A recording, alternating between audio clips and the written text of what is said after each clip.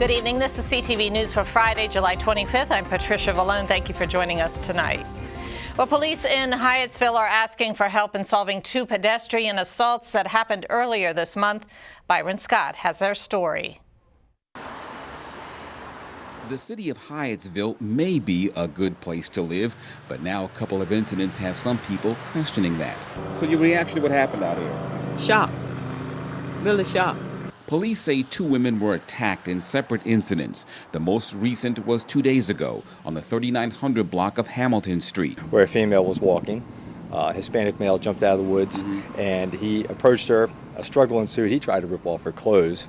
She fought back, injured him, and he fled back into the woods, and she ran and called the police. It's really scary. Angela Brown has lived across the street from where the attack happened for several years. I felt very safe in my community, and I felt like I could go out and take a walk early in the morning or even late at night, and now I don't feel so safe. Police say the first incident occurred right around here, the 2000 block of Jamestown Road. They say the victim had just left the West Hyattsville Metro station, and this was around 10 o'clock, 10:05 at night. The victim was right around here when someone, police say, ran out of the bushes. And then tried to grab her. She ran away, got on the phone like she was calling her boyfriend. He fled back into the woods. Purvis says a nearby security camera did not record the incident.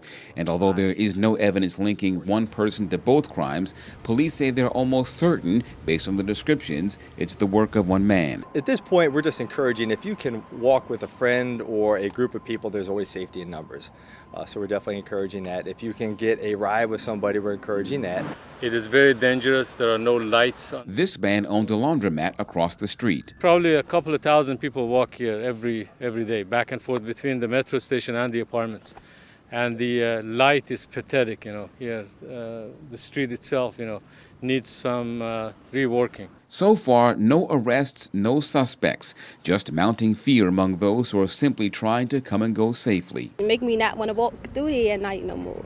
I mean, I already don't like walking through little cuts and stuff at the nighttime, but sometimes you gotta do what you gotta do. In Hyattsville, Byron Scott, CTV News.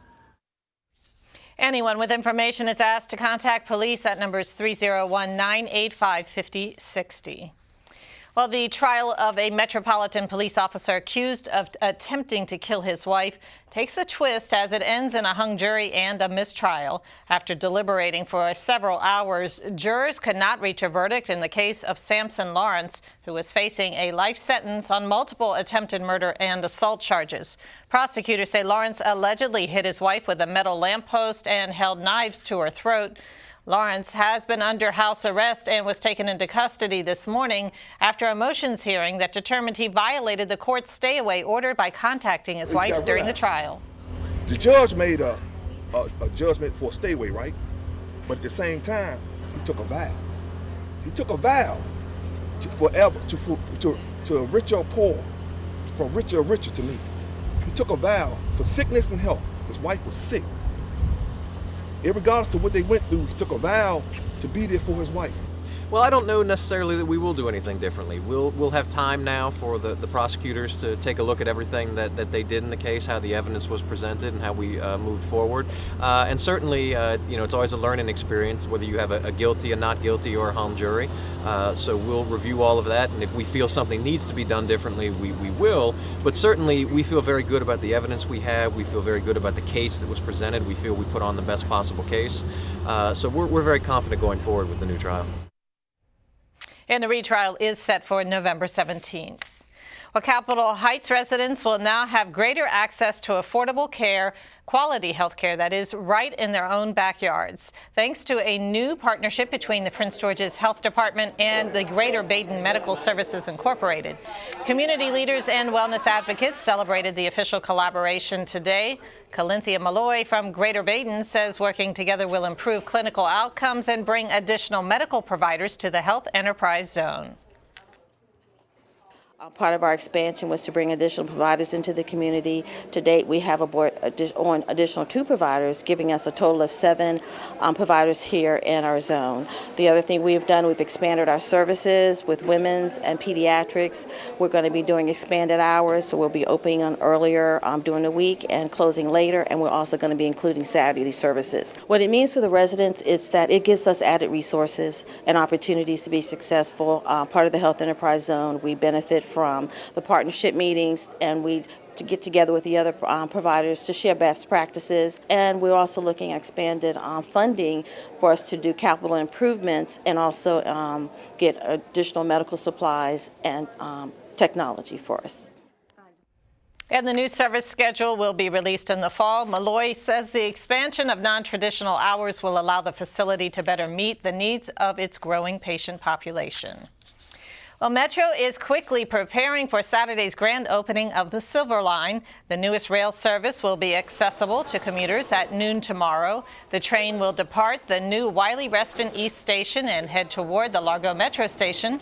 The trains will run every 6 minutes during rush hour and every 12 to 20 minutes during off-peak hours. 5 new stations have been added to the Metro system, including McLean, Tyson's Corner, Greensboro, Spring Hill, and Wiley-Reston East. CTV spoke with riders on how they feel about the new line. The wait times for the blue and the orange are really long, so that way if we have a silver line, I can at least just jump on the silver and get to Largo. So I think it's a good thing. I'm retired, so most of my travel is just for my own enjoyment. I would take the Silver Line if it was going to Long Pond Plaza, because that's the place where I usually change. Do you think that you would take the Silver Line once it opens tomorrow? Yes, definitely. I use public transportation a lot anyway, so it would definitely come in handy for me. And commuters can learn more information about the new rail system, and that will be at silverlinemetro.com. And you are watching CTV News. I'm Patricia Vallone.